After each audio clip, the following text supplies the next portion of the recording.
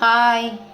இன்றைக்கி கருவாட்டு குழம்பு வைக்க போகிறோம். கருவாட்டு குழம்புக்கு கத்திரிக்காய், முருங்கைக்காய், வாழைக்காய், மாங்காய் வத்தை இதெல்லாம் எல்லாம் கட் பண்ணி வச்சுருக்கேன். கருவாடு இங்கே பாருங்கள், கருவாடு திருக்க மீன் கருவாடு எல்லாம் ஊற வச்சுருக்கேன். தேங்காயோட அரைக்கிற பொருளை பார்க்கலாம். பூண்டு 3 பல், வெங்காயம், சின்ன வெங்காயம்,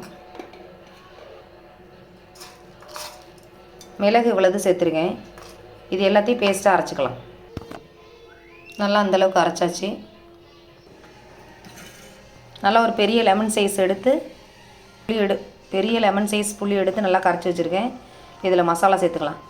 2 ஸ்பூன் மிளகாத்தூள். நாங்கள் எப்பயுமே கருவாட்டு குழம்பு கொஞ்சம் காரமாக தான் திம்போம். நான் 3 ஸ்பூன் சேர்த்துருக்கேன்.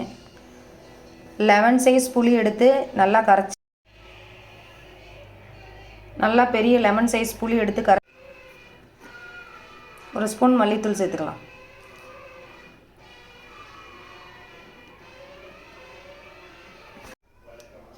இப்போ அரைச்ச தேங்காய் சேர்த்துக்கலாம்.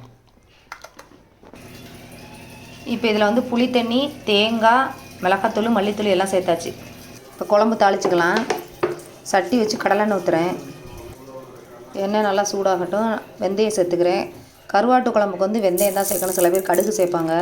கடுகு சேர்த்தா டேஸ்ட்டு மாறும். வெந்தயம் மட்டும் சேர்த்து கருவாட்டு குழம்பு வச்சு பாருங்கள், அதனோட டேஸ்ட்டே வேறு லெவல் தான். சேர்த்துக்கலாம். நல்லாவே வெந்தயம் கருவி வச்சு கருவேப்பிலை சேர்த்துக்கலாம். சில பேர் கருவடை சேர்த்து கருவாட்டு குழம்பு வைப்பாங்க. அது சூப்பராக இருக்கும். கருவடை என்கிட்ட இல்லை, அதனால் நான் வெந்தயம் போட்டுருவேன்.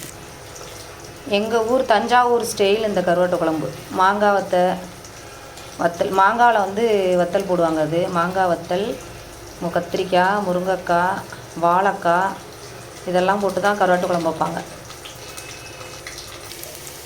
நல்லா பொன்னிறமாக ஆயிடுச்சு. இப்போ காயை சேர்த்துக்கலாம். இப்போ அரைச்ச தக்காளி சேர்த்துக்கலாம்.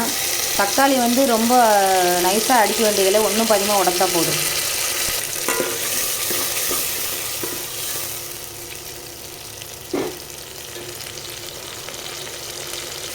தக்காளி ஓரளவு வதங்கிருச்சு. இப்போ காய் சேர்த்துக்கலாம்.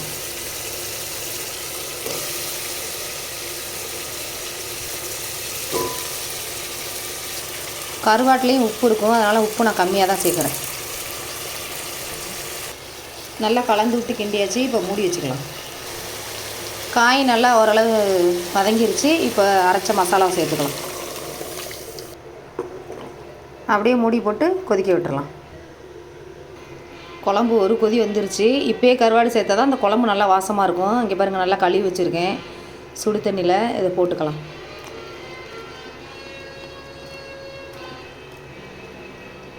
நல்லா கொதிக்கட்டும். குழம்பு நல்லா கொதிஞ்சிருச்சு, பரிமாறியாச்சு. இப்போ சாப்பிட்டு பார்த்துடலாம்.